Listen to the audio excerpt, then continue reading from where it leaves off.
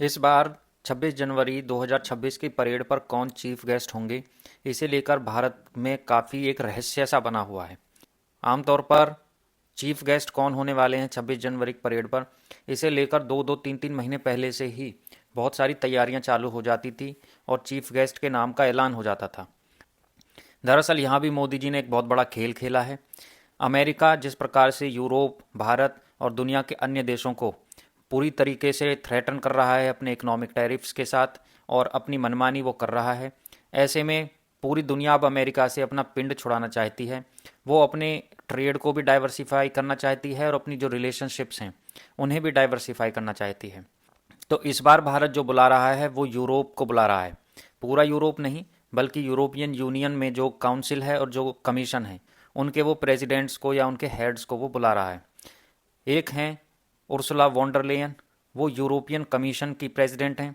दूसरे हैं Antonio Costa, वो यूरोपियन काउंसिल के प्रेसिडेंट हैं। अब ये दोनों शख्सियतें इतनी इम्पोर्टेंट होने वाली हैं, ये ना सिर्फ भारत के लिए, भारत और यूरोप के संबंधों के लिए बहुत इम्पोर्टेंट होने वाले हैं, बल्कि ये सीधे सीधे अमेरिका को भी एक चैलेंज दिया गया है। हम सभी जानते हैं कि यूरोप चीन के साथ बहुत ज़्यादा इकोनॉमिक रिश्ते बनाए हुए हैं, लेकिन वो उसने कभी भी भारत को कभी कोई तरजीह दी ही नहीं। जबकि भारत एक डेमोक्रेटिक कंट्री है, उसके बावजूद वो भारत में 100 कमियां निकालता रहा। कभी ह्यूमन राइट्स का हवाला देते रहे, कभी कहा कि तुम्हारे जो प्रोडक्ट्स हैं वो हाइजीनिक नहीं हैं, वो ग्लोबल स्टैंडर्ड्स के नहीं हैं। वहीं चीन जो एक अथॉरिटेरियन कम्युनिस्ट कंट्री है, उसको सदैव उन्होंने गले लगाया। उससे जो उनके ट्रेड रिलेशंस हैं वो 500 अरब डॉलर से भी ऊपर के हैं और हमेशा से वो एक बायस्ड अप्रोच उनकी रही है। यही कारण है कि यूरोप के बहुत सारे देश जैसे जर्मनी वगैरह ये हमेशा से चीन को ही प्रेफर करते आए हैं। लेकिन जब ट्रंप की मार इन सब पर पड़ी है और ये अब स्पष्ट हो गया है कि डोनाल्ड ट्रंप इनको बिल्कुल भी अपना सहयोगी का दर्जा ना देते हुए, बल्कि कहीं ना कहीं ने अपना जूनियर मानते हुए चल रहे हैं और वो जो चाहते हैं वो करना चाहते हैं। तो ऐसे में ट्रंप की मार से अब ये भागे भागे भारत की तरफ आ रहे हैं कि अब तुम्हारे साथ हमें फ्री ट्रेड एग्रीमेंट कर लेना चाहिए, जो चाइना से हमने दो दो दशकों पहले कर लिया था। हमें तुमसे भी अब इकोनॉमिक रिलेशंस बढ़ाने चाहिए और हो सके तो स्ट्रेटेजिक रिलेशंस भी बढ़ाने होंगे। बहुत ही बड़ा दाव यहाँ पर मोदी जी ने खेला है कि यूरोपियन काउंसिल और यूरोपियन कमीशन के जो प्रेसिडेंट हैं, यानी जो यूरोप के सबसे ताकतवर नेता हैं, वो यहाँ आए हुए हैं। 26 जनवरी को वो आएंगे चीफ गेस्ट के तौर पे। उर्सुला वॉन्डर जो हैं, इनका जन्म 1958 में जर्मनी में हुआ। ये अब 67 साल की हैं और ये फिजिशियन भी हैं और पॉलिटिशियन भी हैं, यानी इन्होंने मेडिसिन में डॉक्टोरल डिग्री ली हुई है, एमडी हैं ये। और जर्मनी की क्रिश्चियन डेमोक्रेटिक पार्टी से इनका ताल्लुक है, जो कि एक सेंटर राइट पार्टी है। ये यूरोप की सबसे ताकतवर महिला समझी जाती हैं और एंजेला मर्कल जो जर्मनी की चांसलर थी, ये उनकी कैबिनेट में भी एक मंत्री थी और एक डिफेंस मिनिस्टर थी उनकी कैबिनेट में, जो कि जर्मनी की पहली महिला डिफेंस मिनिस्टर थी। तो जब मर्कल ने अपनी चांसलरशिप छोड़ी, उसके बाद इन्हें एक कंटेंडर माने जाने लगा कि ये बन सकती हैं चांसलर। हालांकि ये नहीं बन पाई और अब फ्रेडरिक मर्ज हैं वहाँ के चांसलर। इसके अलावा जो नेटो है उसके भी सेक्रेटरी जनरल के तौर पे इन्हें माना जाता था कि ये कंटेंडर हैं, लेकिन जेंस स्टोल्टनबर्ग के बाद वहाँ भी जो नीदरलैंड्स के पूर्व प्रधानमंत्री हैं मार्क रूट, वो अब वहाँ पर नेटो के सेक्रेटरी जनरल हैं। फिर भी आज ये यूरोप की सबसे ताकतवर महिला हैं, क्योंकि ये यूरोपियन कमीशन की प्रेसिडेंट हैं 2019 से। 2024 में ये फिर से जो यूरोपियन पार्लियामेंट का इलेक्शन होता है, जिसमें 720 सीटें हैं, उनमें से 400 से ज़्यादा सीटें इनको मिली, यानी पूरे यूरोप ने इन्हें ही दोबारा चुना कि ये ही यूरोप को लीड कर सकती हैं। तो फोर्ब्स जो अपनी लिस्ट निकालती है कि दुनिया के सबसे ताकतवर लोग, उनमें दुनिया की सबसे ताकतवर महिला 2022 से उर्सुला वॉन्डर को ही फोर्ब्स ने बताया है। वहीं एंटोनियो कोस्टा जो पुर्तगाल के हैं, वो एक लॉयर हैं और पॉलिटिशियन हैं।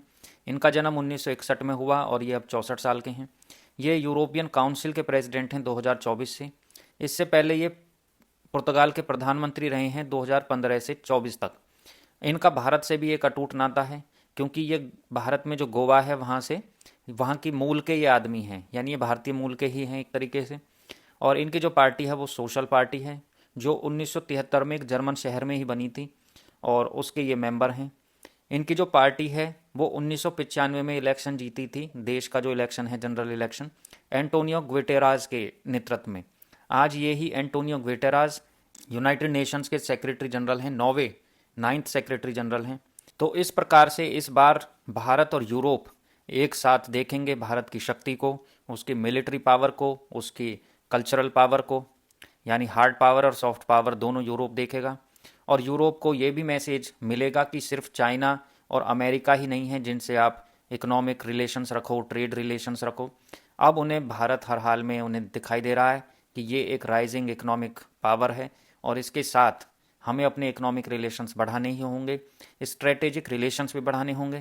क्योंकि जो भी नेटो है, कहा जाता है कि नेटो ही अमेरिका है और अमेरिका ही नेटो है। अब डोनाल्ड ट्रंप ने अपना हाथ खींच लिया, ऊपर से यूरोप की जो टेरिटरीज हैं उन्हें वो टेरराइज कर रहे हैं कि मैं ग्रीनलैंड भी ले लूँगा। और इसके अलावा 10% टैरिफ और लगा दिए हैं उन्होंने पश्चिमी यूरोपियन कंट्रीज़ पर, जैसे कि Norway, Sweden, Finland, Netherlands, UK, France, Germany.